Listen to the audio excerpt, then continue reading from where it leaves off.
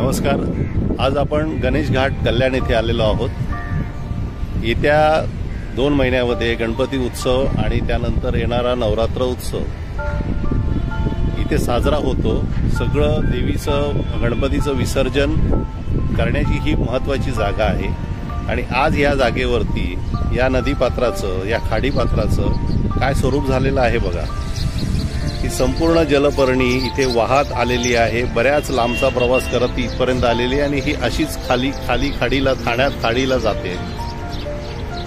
याबद्दल जलपर्णीसाठी लाखो रुपये खर्च केले गेले जलपर्णी नष्ट होण्यासाठी, पण ती आजपर्यंत झालेली नाहीये।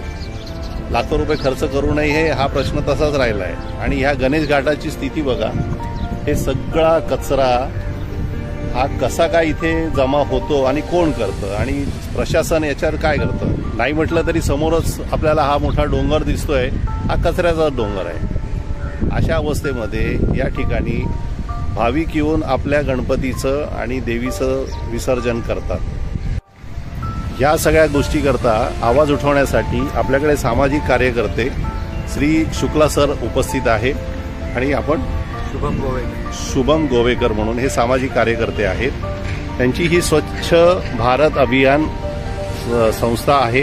आज गेली कित्येक वर्ष ते या गोष्टीसाठी धावपळ करतायत, प्रशासनाला जाग आणण्याचं काम करतायत, परंतु प्रशासन डोळ्यावर झापड ठेवून झोपून घेतलेलं आहे।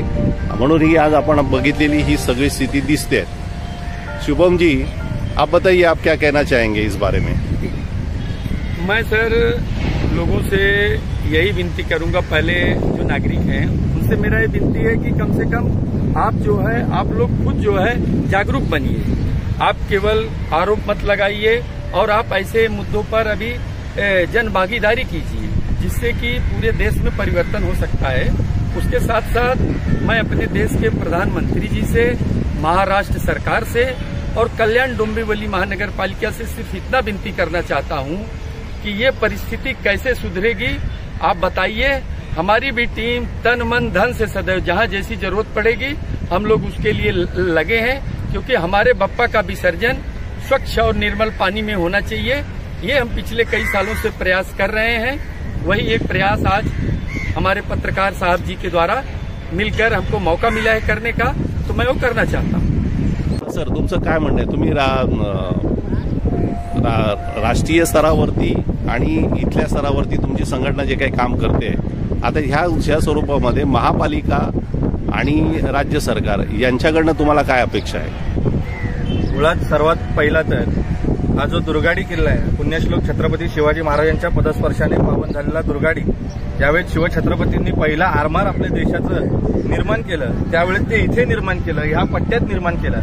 आज जसं रायगड बघायला आम्ही जातो, शिवनेरी बघायला जातो, लोहगड बघायला जातो, किल्ले बघायला जातो, त्याप्रमाणे उद्या जर एखादा धारकरी, वारकरी किंवा पर्यटक जर शिवछत्रपतींनी उभ्या हिंदुस्थानाचं, भारताचं पहिला आरमार कुठे उभा केलं हे बघण्यासाठी आले, तर त्यांनी हे सगळं बघून काय घ्यावं? जे 350 वर्षापूर्वी छत्रपती शिवाजी महाराजांना जमलं ते आज कल्याण डोंबिवली महानगरपालिकेला का जमू शकत नाही? महाराष्ट्र सरकारला का जमू शकत नाही? भारत सरकारला का जमू शकत नाही? आज एवढा आमच्याकडे टेक्निकल पॉइंट्स आहेत, एवढा आमच्याकडे विज्ञान आहे, आम्ही चंद्रावरती, मंगळावरती, अन्य कुठे आपल्या ग्रहाच्या ऑर्बिट सोडून जायची आपण वार्ता करतोय आणि आमच्या नद्या, समुद्र हे जर आपण वाचवू शकलो नाही तर मग याच्यात कुठेतरी खरोखर सर्वसामान्य माणूस म्हणजे आम्ही पण फेल आहे आणि ही पूर्ण जी गव्हर्नमेंटची रचना आहे ती पण फेल आहे। आम्ही आता आमच्या संस्थेकडून केडीएमसी आणि महाराष्ट्र शासन आणि भारत सरकार यांना तर पत्र देणारच आहोत, पण हे द्यायच्या अगोदर त्यांना समजायला पाहिजे।